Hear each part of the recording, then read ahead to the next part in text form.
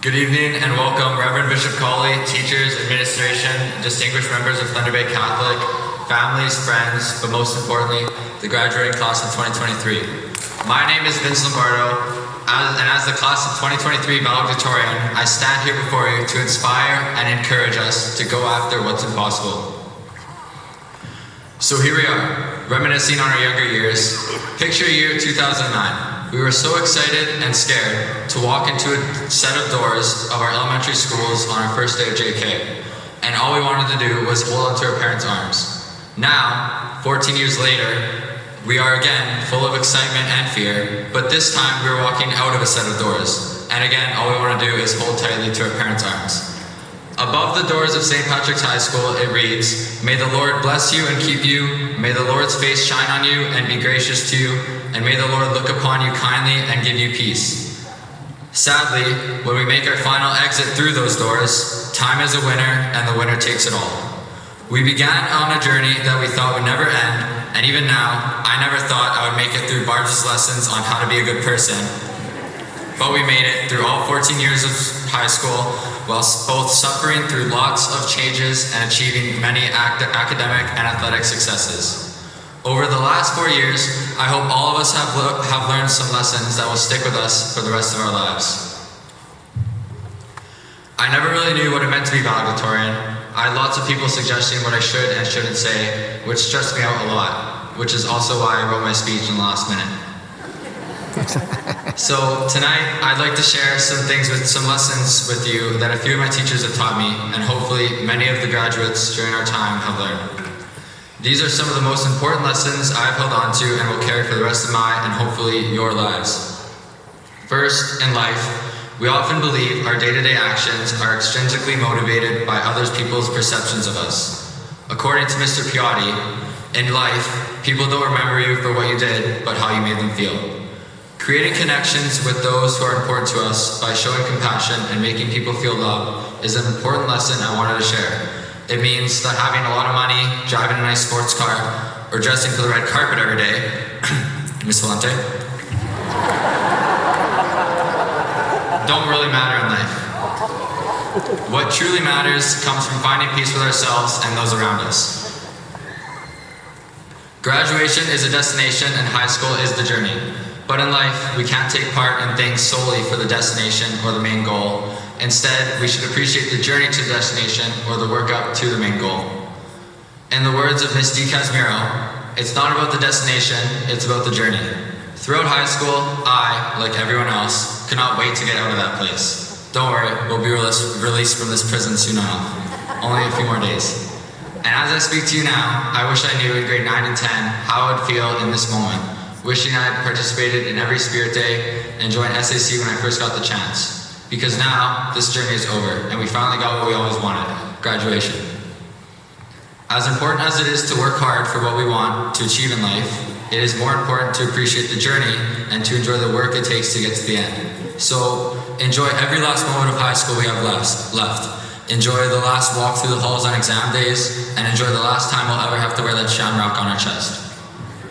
Those who don't appreciate the work being done along the way and only live for the goals will feel like they really accomplished much less.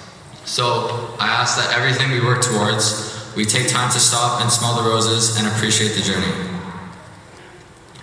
Working hard means playing hard, and this year I think everyone played really hard. And we will keep on playing hard because once a saint, always a saint. Isn't that right, Miss Beach? The staff versus graduate baseball game was a hit, and leadership day had its perks, but for those who may not have participated in extracurricular activities, as a classmate, I noticed that students looked like they enjoyed being here a little more than we did in grade 9. All things, high school, and the friendships and bonds we've created, even this beautiful ceremony, are temporary. So, even if school wasn't your thing, and you can't wait for it to be done, hopefully, everyone can look back on the last 4 years and remember experiences that brought us joy. And what better person to remind us about fun than Mr. Joseph, who has been known to give the following advice. In school, specifically high school, it's not about what you're learning, but the joy of it. Having fun in a learning environment and being eager to learn rather than worrying about marks, which is what a lot of us did this year, is where true joy exists. The process of learning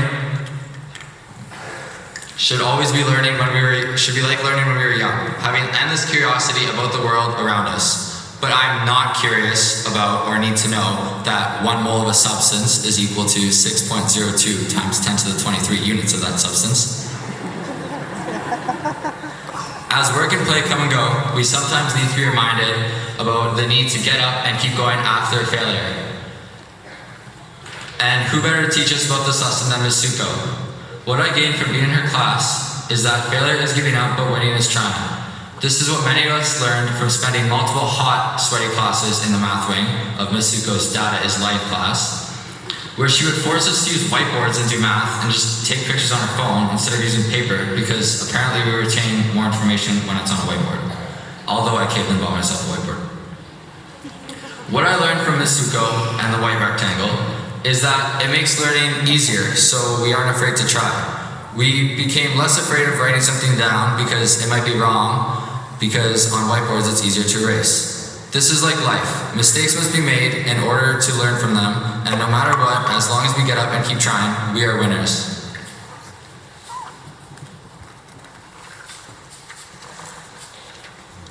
Now, winning isn't only defined by trying. There is one thing in life that I believe everyone needs to have.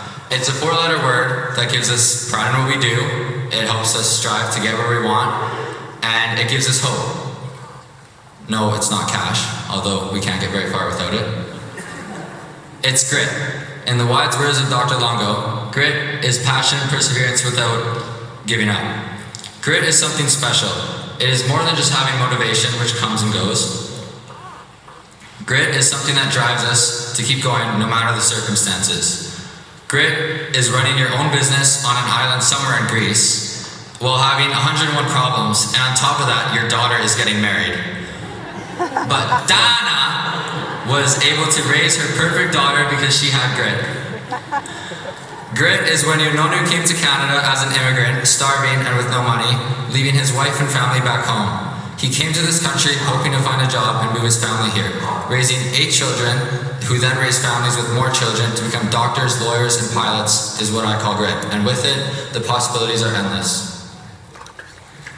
Although I've shared some wise advice from my teachers, I'd like to impart some advice of my own to staff members leaving our school, some to the cherished line of retirement, and others to bigger and better things, or arguably the dark side.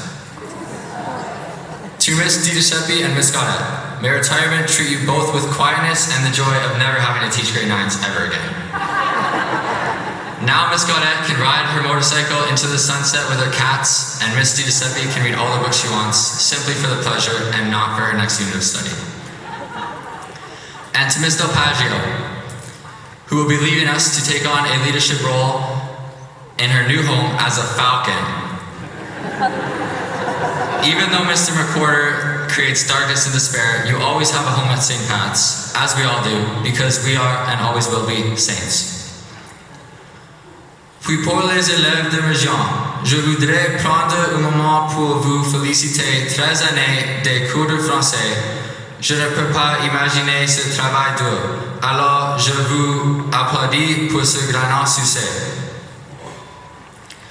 High school has slipped through our fingers, and our last day is just over a week away. We will leave the last 4 years of our life behind in 4 walls of a classroom, and we'll likely forget it all in a few more years. Being handed our diploma will make us feel like we're 5 years old again.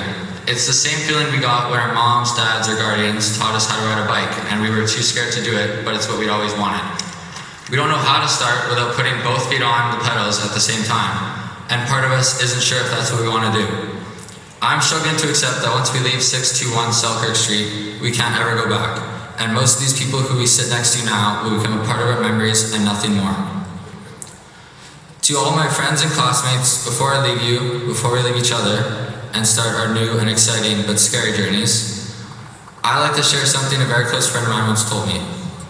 God gives the hardest challenges to his strongest soldiers.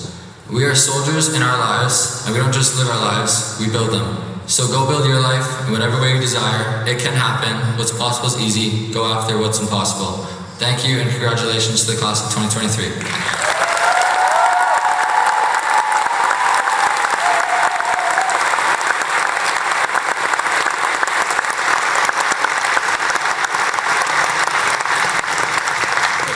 Thank you, Vince.